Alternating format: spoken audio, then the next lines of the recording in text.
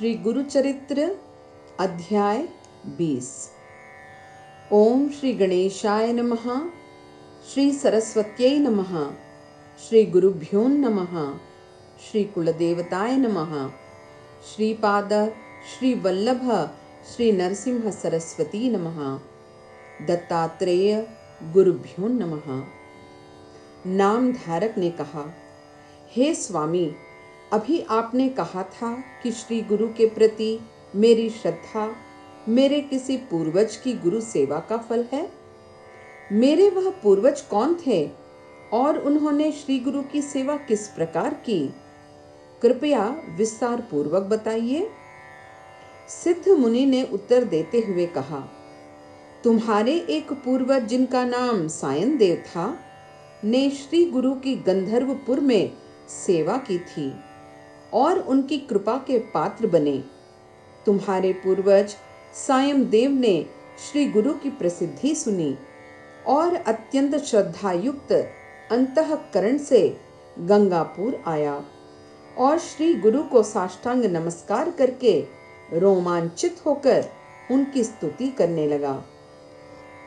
परमात्मा परम ज्योति विश्वपति श्री नरसिंह सरस्वती स्वामी, अज्ञान के अंधकार के नाशक, सभी पावन तीर्थ आपके चरण कमलों में हैं। आप साधारण मानव नहीं हैं, आप तो साक्षात त्रिमूर्ति हैं। आप ही ब्रह्मा हैं और आपके कमंडल में सभी प्राणियों पर अनुकंपा करने वाला अमृत भरा है। आप ही भगवान विष्णु हैं जो धर्मात्माओं की रक्षा और दुष्टों का संहार करने के लिए सन्यासी के रूप में प्रकट हुए हैं। आप ही भगवान शिव हैं जिनकी यौगिक दृष्टि सदैव ही भौहों के बीच मस्तक पर टिकी हुई रहती है और जो अपने भक्तों की पाप, लालसा और विनाश से रक्षा करने की क्षमता रखते हैं। आपकी कृपा से मृत प्राणी जीवित हो गया है, बांझ भैंस दूध देने लगी है, सूखी हुई काष्ठ डाल फिर से हरी भरी हो गई है और पापियों का उद्धार हुआ है। हे नाथ, आपको पहचानने की क्षमता किसमें है? श्री गुरु ने कहा, वत्स, मैं तुम्हारी श्रद्धा से अति प्रसन्न हूँ। तेरे वंश में आगे सारे वंशज मेरी सेवा करते रहेंगे। मैं तुम्हें बहुत समय के बाद मिल रहा हूँ। तुम आजकल कहाँ रहते हो? तुम्हारी पत्नी और बच्चे कुशल मंगल तो हैं? सायम देव ने कहा, हे प्रभु, आपकी कृपा से सब कुशल मंगल है। मैं कंचीपुर में रहता हूँ और आपकी सेवा करने आपके चरणों में उपस्थित हुआ हूँ। श्री गुरु ने कहा, मेरी सेवा करना बहुत कठिन है क्योंकि मैं एक जगह नहीं रहता। कभी मैं गांव में, कभी नदी के पास और कभी घने जंगल में रहता हूँ। मैं वहीं रहता हूँ जहाँ मेरी विचार तरंग ले जाए। सायम देव ने कहा, प्रभु, आप जहाँ भी रहोगे मैं आपकी सेवा करूँगा। श्री गुरु मान गए। सायम देव वहीं रहकर गुरु सेवा करने लगा। एक दिन सायम देव को साथ लेकर श्री गुरु संगम पर गए। वे उसकी श्रद्धा की परीक्षा लेना चाहते थे। इसी आशय से श्री गुरु के असामयिक वर्षा उत्पन्न कर दी। खूब जोरों की वर्षा आंधी और गरजने के साथ हुई। खुले में बहुत सर्दी होने लगी। कड़कती सर्दी में सायन देव के दांत कटकटाने लगे।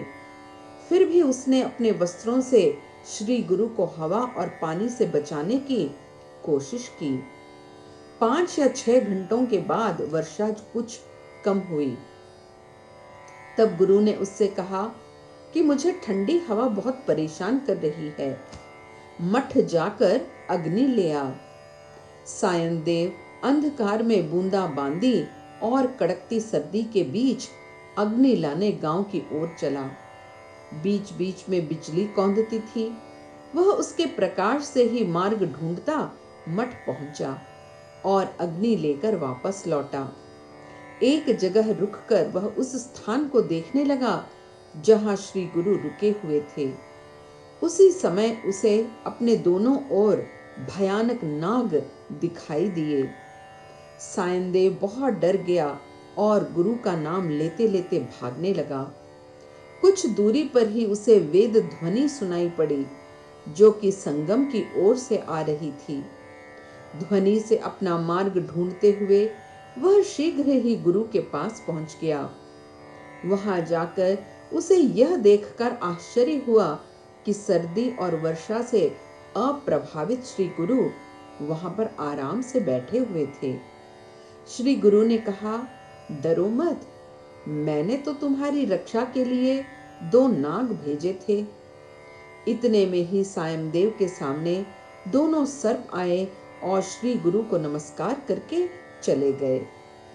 श्री गुरु ने कहा, देवता भी अपने गुरु की ऐसी कठिन सेवा नहीं कर सकते। सायमदेव यह सुनकर अति प्रसन्न हुआ और गुरु से पूछा कि हे सर्वोच्च प्रभु, मुझे गुरु सेवा जो कि मुक्ति प्राप्त करने का उत्तम साधन है का मार्ग प्रतिपादित करें। श्री गुरु ने कहा, सुनो सायमदेव, एक सच्चा शिष्य अपने गुरु के पीछे उसके साये की तरह चलता है और उसे कभी त्यागता नहीं है। वह संपूर्ण हृदय से गुरु सेवा में जुटा रहता है। वह अपना सब कुछ शरीर सहित गुरु सेवा में समर्पित करता है। वह अपने गुरु को सृष्टि का मालिक मानकर केवल उसका प्रसाद भोजन रूप में ग्रहण करता है। उसे गुरु की पृथ्वी पर की हुई दिव्य लीलाओं का श्रवण करना बहुत अच्छा लगता है और वह अपना जीवन ही गुरु का निरंतर ध्यान बना लेता है। जब गुरु कोई कार्य उसे करने को कहते हैं तो चाहे वह कितना भी कठिन क्यों न हो, वह हर जोखिम उठाकर भी उस कार्य को पूर्ण करता है। यमराज भी ऐसे एक निष्ठ भक्त पर अपना हाथ डालने से डरता है। इस संदर्भ में भगवान शिव और देवी गौरी में एक वार्तालाप हुआ था जिसमें भगवान शिव ने गुरु भक्ति समझाते हुए एक कथा सुनाई थी। अब तुम वह कथा सुनो। त्वष्टा ब्रह्मा अर्थात सृष्टि के रचयिता अपने गुरु की सेवा करता था। एक बार उसकी स्थिरता की परीक्षा लेने के अभिप्राय से गुरु ने उससे कहा, वत्स, हर वर्ष वर्षा होने पर मेरा आश्रम टपकने लगता है, इसीलिए मेरे लिए एक मजबूत सुंदर घर बना दो। गुरु की पत्नी ने कहा, मेरे लिए एक चोली ले आओ जो अच्छी और प्राकृतिक हो और मेरे शरीर में बराबर आए और अद्भुत हो। गुरु पुत्र ने उससे कहा, मेरे लिए ऐसी पादुकाएं ले आओ जो ऐसी आरामदेह हों कि जल पर, गड्ढों पर, खाइयों पर मैं चल सकूं, पैर में बराबर आए और जहां भी मैं जाना चाहूं उन्हें पहन कर जाऊं। गुरु कन्या ने अपनी इच्छा प्रदर्शित करते हुए कहा, मेरे लिए कान के आभूषण ले आओ, एक खंबे हाथी के दांत से बना महल जिसमें जीवित हाथी हो लाकर दो और एक बर्तन ला दो जो कभी भी खराब न हो, अर्थात खाना पकाने पर भी काला न हो। त्वष्टा सभी वस्तुएं प्राप्त करने के अभिप्राय से जंगल की ओर इस दृढ़ निश्चय से निकला कि चाहे इस कार्य की पूर्ति में उसे अपने प्राणों की भी बलि देनी पड़े तो भी वह पीछे नहीं हटेगा। तभी एक कृपालु साधु के उसे दर्शन हुए। त्वष्टा ने साधु में अपने ही गुरु के दर्शन किए और उन्हें प्रणाम करके अपना उद्देश्य बताया। तब साधु ने कहा, वत्स, चिंतित मत हो, कुछ भी प्राप्त करना असंभव नहीं है यदि काशी के विश्वनाथ की कृपा प्राप्त हो। काशी विश्वनाथ पर नजर पड़ते ही हमारे सभी पाप धुल जाते हैं। वहाँ का आनंद अवर्णनीय है। चतुर्विध पुरुषार्थ प्रदान करने वाले भगवान विश्वनाथ स्वयं काशी में मरने वाले हर व्यक्ति को तारक मंत्र की दीक्षा देकर उसे मुक्ति प्रदान करते हैं। शिष्य ने नम्रता पूर्वक पूछा, जिस काशी की आप इतनी प्रशंसा कर रहे हैं वह कहाँ है? वह भगवान विश्वेश्वर किधर है? वह स्वर्ग अथवा पृथ्वी पर है? मैं इस विषय में कुछ भी नहीं जानता। कृपया मुझे इस विषय में पूर्ण ज्ञान दें। साधु ने उत्तर देते हुए कहा, वत्स, भगवान विश्वेश्वर के दर्शन से ही मुक्ति प्राप्त हो जाती है। तुम्हें वहां ले जाकर मैं सभी दर्शनों से अभिमंत्रित हो जाऊंगा। ऐसा कहकर साधु त्वष्टा को एक ही झपकी में अपनी योग शक्ति द्वारा काशी ले गए।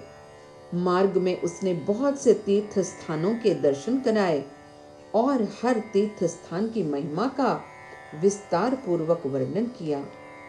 फिर उसने त्वष्टा को भगवान विश्वेश्वर के दर्शन कराए और भवनीश, हरि, विघ्नेश्वर, भैरव और सुब्रमण्यम के मंदिरों के दर्शन कराए। अंत में वह त्वष्टा को गंगा तट पर ले गया और गंगा में स्नान कराकर विधि पूर्वक पूजा अर्चना करवाई और निर्धन लोगों को दान दिलवाया। साधु ने शिष्य से ईश्वर कृपा प्राप्त करने के लिए उसे वहां पर शिवलिंग स्थापित करने को कहा। अगले ही क्षण साधु गायब हो गए।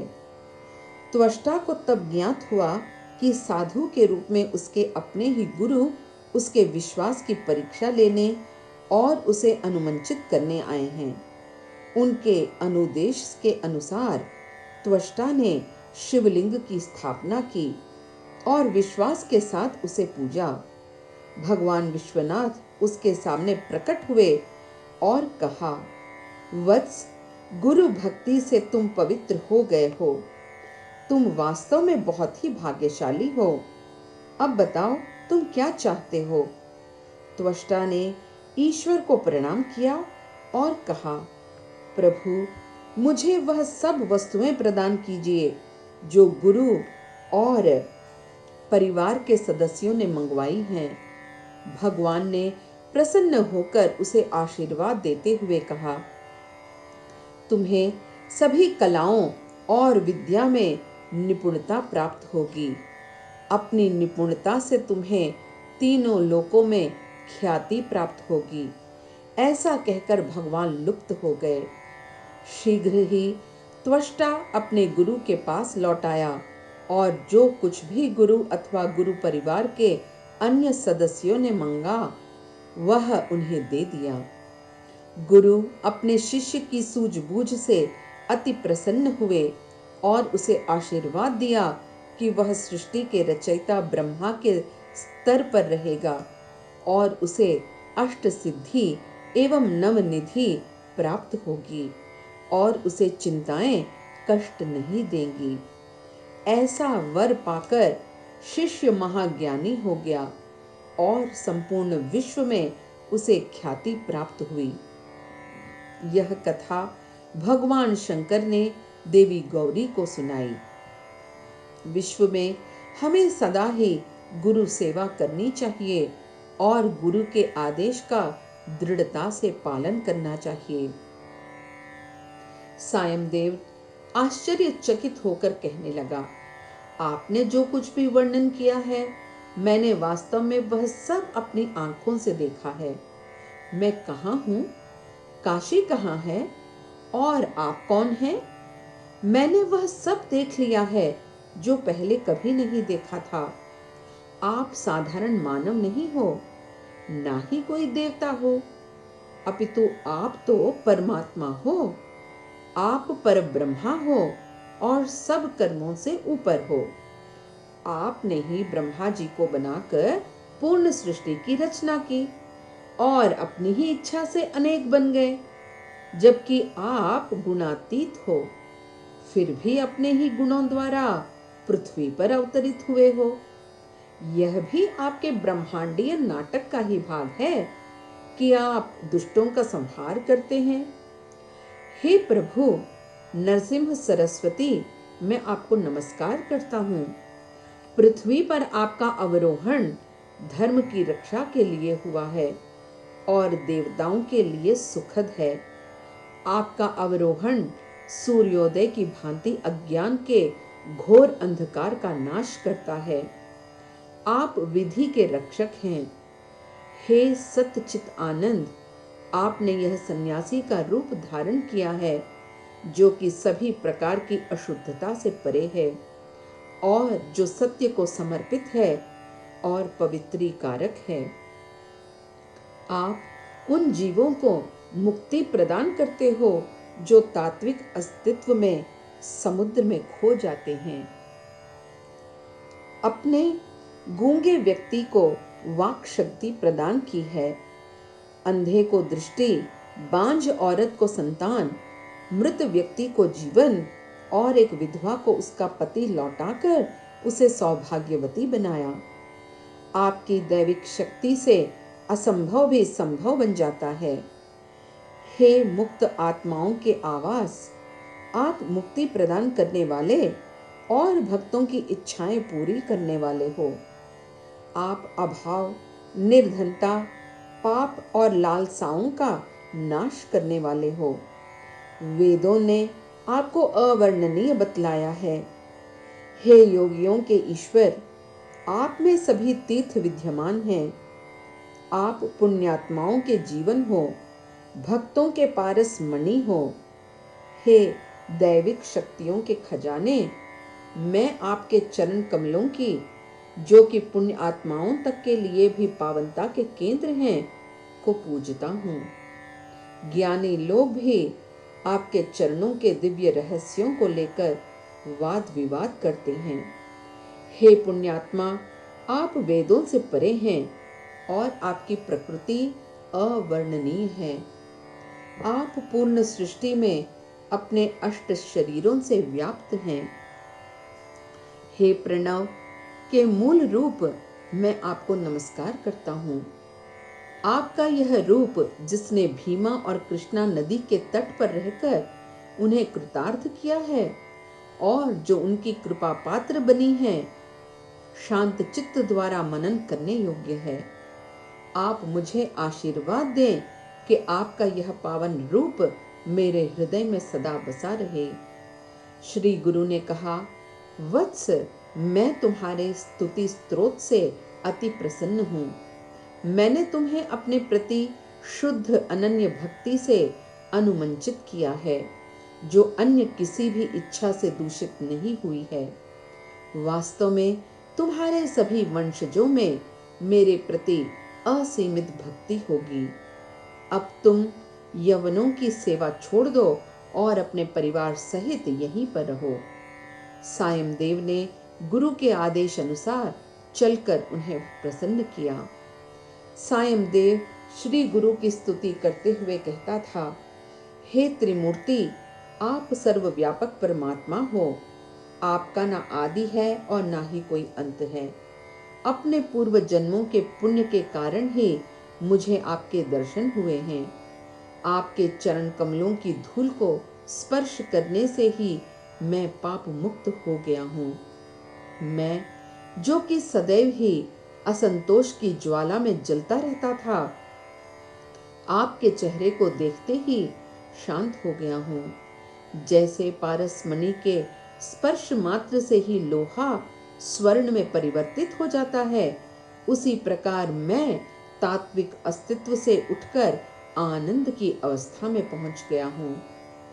ऐसी प्रशंसा की स्तुति से आरंभ करते हुए सायमदेव ने गुरुचरित्र कर्नाटक भाषा में लिखा। श्री गुरु उससे बहुत प्रसन्न हुए और उन्होंने सायमदेव से कहा, सायमदेव, तुम्हारा ज्येष्ठ पुत्र नागनाथ मेरा चुना हुआ भक्त है। ऐसा कहकर उन्होंने अपना वरद हस्त नागनाथ के सिर पर रखा। बालक नागनाथ जन्म से ही गूंगा था, परंतु जैसे ही श्री गुरु ने उसके सिर पर हाथ रखा, वह इतना ज्ञानी हो गया जैसे कि बृहस्पति गुरु। तब श्री गुरु ने सायमदेव से कहा, तुम्हारी पत्नी गुणवती है, उसे 4 पुत्र होंगे। तुम धनी हो, इसलिए कभी भी दूसरे अर्थात यवन राजा की सेवा करने की कभी मत सोचना, और तभी तुम्हें पुण्य मिलेगा। श्री गुरु ने आगे कहा, एक धार्मिक व्रत जिसे अनंत व्रत कहा जाता है और जो सभी पापों का नाश करता है, वह तुम्हें करना चाहिए। श्री कृष्ण के कहने पर युधिष्ठिर ने यह व्रत नियम पूर्वक रखा था और उसे आध्यात्मिक एवं सांसारिक सुख के साथ साथ अपने भौतिक शरीर सहित स्वर्ग में जाने का सौभाग्य प्राप्त हुआ था। तुम भी इस व्रत को रखो।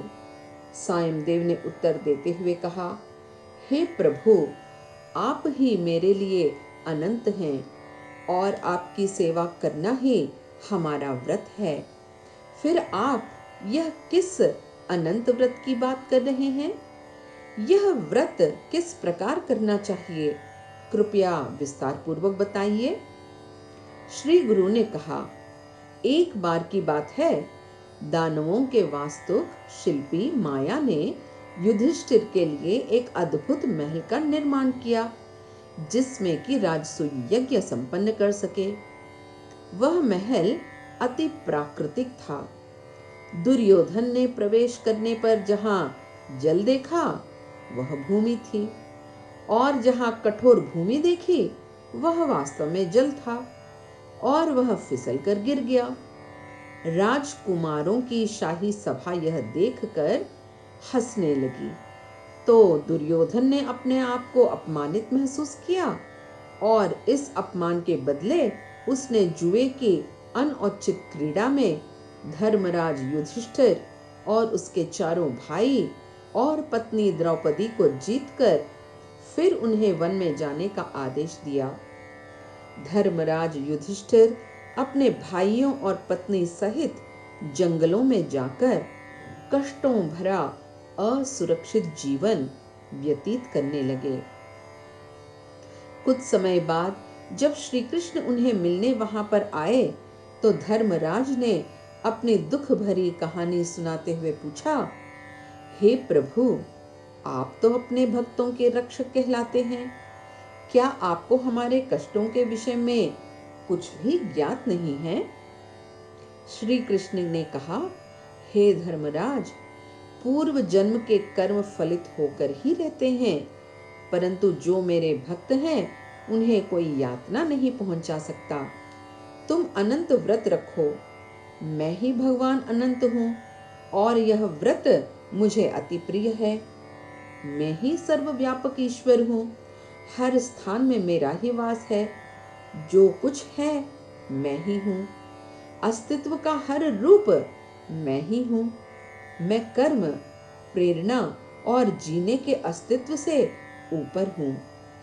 यह व्रत भाद्रपद मास के शुक्ल पक्ष में चतुर्दशी को करना चाहिए। अनंत व्रत करने से असीमित आशीर्वाद प्राप्त होंगे। यह कथा सुनो। सतयुग में सुमंत नाम का एक साधु था, जो वशिष्ठ गोत्र का था। उसकी पत्नी भार्गवी का एक कन्या को जन्म देते ही देहांत हो गया और साधु ने दूसरा विवाह कर लिया, परंतु उसकी दूसरी पत्नी बड़ी दुष्ट स्वभाव की थी। वह अपने पति को बहुत परेशान करती थी। सुमंत ने उचित समय पर अपनी गुणवती कन्या का विवाह कौंडन्य नामक युवक से कर दिया। एक बार कौंडन्य अपनी पत्नी सहित अपने ससुर के घर रहने के लिए गया और 2 माह तक रुका, परंतु अपनी सासू माँ के दुर्व्यवहार और कटु वचन जब उसके लिए असहनीय हो गए, तो वह अपनी पत्नी सहित घर वापस लौटने के लिए तैयार हो गया। दुष्ट औरत ने नवविवाहिता पुत्री और दामाद को उचित भेंट देने से भी इनकार कर दिया और सफर का खर्चा भी नहीं दिया। सुमंत बहुत दुखी और असहाय हो गया। आखिरकार सुमंत ने अपने आश्रम के बाहर पड़ी हुई गेहूं की ढेरी में से थोड़ा सा गेहूं अपने दामाद को परंपरावादी भेंट के रूप में देकर विदा किया। कौंडिन्य अपनी पत्नी सहित रवाना हुआ और दोपहर तक एक नदी के तट पर पहुंचा, जहां उन्होंने कुछ देर विश्राम किया। वहां पर कौंडिन्य की पत्नी सुशीला ने देखा कि कुछ स्त्रियां धार्मिक अनुष्ठान कर रही हैं। सुशीला के पूछने पर स्त्रियों ने बताया कि वह अनंत व्रत कर रही हैं। सुशीला के अनुरोध पर उन्होंने व्रत के नियम एवं विधि विस्तार पूर्वक बतलाते हुए कहा। स्नान के पश्चात लाल रंग के वस्त्र धारण करने चाहिए और लाल डोरी के 14 टुकड़ों को जोड़कर कंगन बनाना चाहिए। कलश के ऊपर दूर्वा घास रखकर उसे भगवान विष्णु समझकर पूजना चाहिए। 14 प्रकार के व्यंजन तैयार करके ब्राह्मणों को खिलाने चाहिए। पुराने कंगन के स्थान पर नया कंगन पहनना चाहिए। यह व्रत भाद्रपद शुक्ल चतुर्दशी को रखना चाहिए। यह व्रत विधि पूर्वक 13 वर्षों तक इसी दिन इसी तरह रखना चाहिए। 14वें वर्ष में इसका उद्यापन करते समय पुण्यवान ब्राह्मणों और निर्धन लोगों को भोजन कराना चाहिए। यह सबसे उत्तम धार्मिक व्रत है। इससे सभी मनोकामनाएं पूरी होती हैं। इस व्रत को तुम भी प्रारंभ करो। सुशीला ने अनंत व्रत अपने साधन अनुसार रखा और साथ में जो गेहूं था उसका आधा भाग स्त्रियों को देकर अपने पति के पास लौट आई। कौंडिन्य ने अपनी पत्नी के साथ सफर जारी रखा। थोड़ी दूरी पर वह एक गांव पहुंचे तो वहां के धनी निवासियों ने उनका सत्कार किया और वहीं पर रुक जाने का अनुरोध किया, जिसे कौंडिन्य ने स्वीकार कर लिया। कुछ समय पश्चात भगवान अनंत की कृपा से वह ऐश्वर्यवान और धनी हो गए और अपने ज्ञान और धर्म परायणता के लिए उन्हें ख्याति और सम्मान प्राप्त हुआ। एक दिन अपनी पत्नी से कौंडिन्य की बहस हुई और अभिमान में आकर अपनी पत्नी के मना करने के बावजूद भी उसने अपनी पत्नी की कलाई से डोरी छीनकर अग्नि में फेंक दी। भगवान अनंत को क्षोभ हुआ और कुछ ही समय पश्चात उसके घर को आग लग गई और सारी संपत्ति भस्म हो गई। जो कुछ बचा था वह चोरी हो गया। वे फिर से दरिद्र हो गए। अब कौंडिन्य की समझ में आया कि यह सब भगवान अनंत के उसके कुकर्म पर क्रोधित होने के कारण हुआ है। हताश होकर पश्चाताप की अग्नि में जलता हुआ अब भगवान अनंत की खोज में जंगल जंगल भटकने लगा। वह हर वृक्ष, गाय और पहाड़ से भगवान अनंत का पता पूछता रहा। आखिरकार कृपालु भगवान अनंत ने उसे ब्राह्मण के रूप में दर्शन दिए और सांत्वना देते हुए उसे एक दिव्य सुंदर नगरी, जिसका उन्होंने अपनी दिव्य शक्ति से निर्माण किया था, में ले गए और वहां पर उसे अपना वास्तविक स्वरूप दिखाया। कौंडिन्य ने प्रभु की स्तुति करते हुए कहा, हे सर्वोच्च सर्वव्यापक परमात्मा, भगवान अनंत, मेरी भ्रष्टता और पाप को क्षमा कीजिए जो मुझसे अज्ञानता में हुई। प्रभु का हृदय पसीज गया और वह उसी आशीर्वाद देते हुए बोले, मेरी कृपा से तुम्हें कष्टों से छुटकारा प्राप्त होगा। तुम्हारी दरिद्रता का नाश होगा और तुम्हें धन, ऐश्वर्य आदि प्राप्त होगा और मृत्यु के पश्चात तुम आकाश पर पुनर्वसु नक्षत्र के रूप में सुशोभित होगे। कौंडिन्य ने भगवान से कहा, हे प्रभु, मैंने कुछ रहस्यपूर्ण शकुन देखे हैं पहले मैंने एक आम का वृक्ष देखा जिसके फल को कोई भी स्पर्श नहीं करता था और न ही कोई उसे खाता था। फिर मैंने एक स्वच्छ सांड देखा जो घास नहीं खाता था।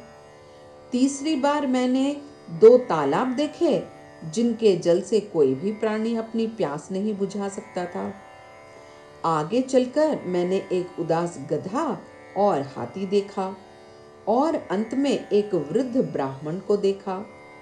आप मुझे कृपया इनका अर्थ विस्तार पूर्वक बताइए। प्रभु ने कहा, जो आम का वृक्ष तुमने देखा वह एक ऐसा व्यक्ति था जो वेद शास्त्र संपन्न और ज्ञानी था, परंतु बड़ा गर्वीला था। इसलिए अपनी विद्या और ज्ञान को उसने अपने शिष्यों में नहीं बांटा। वह धनी व्यक्ति जो बंजर जमीन को दान में देता है वह बैल है। 2 सरोवर वह लोग हैं जो धार्मिक दान के नाम पर आपस में ही दान देते और लेते हैं। गधा जो तुमने देखा वह क्रोध से भरा हुआ व्यक्ति है और मद से पागल व्यक्ति हाथी है। मैं वो वृद्ध ब्राह्मण हूँ जो तुमने देखा। जो भी प्राणी तुमने देखे उन सबको अब मैंने मुक्ति दे दी है। भगवान अनंत की स्तुति से कौंडिन्य के हृदय की सभी मनोकामनाओं की पूर्ति हो गई। इसलिए हे धर्मराज, तुम भी अनंत व्रत रखो और इससे तुम्हें भी लाभ होगा। श्री कृष्ण ने कहा, धर्मराज ने ऐसा ही किया, अपने दुश्मनों को पराजित किया और शरीर सहित स्वर्ग सिधारे। सायमदेव ने अनंत व्रत रखा और अंत में मोक्ष प्राप्त किया। वास्तव में श्री गुरु नरसिंह सरस्वती की कृपा से ही सायमदेव के सभी वंशजों को भी मुक्ति प्राप्त हुई।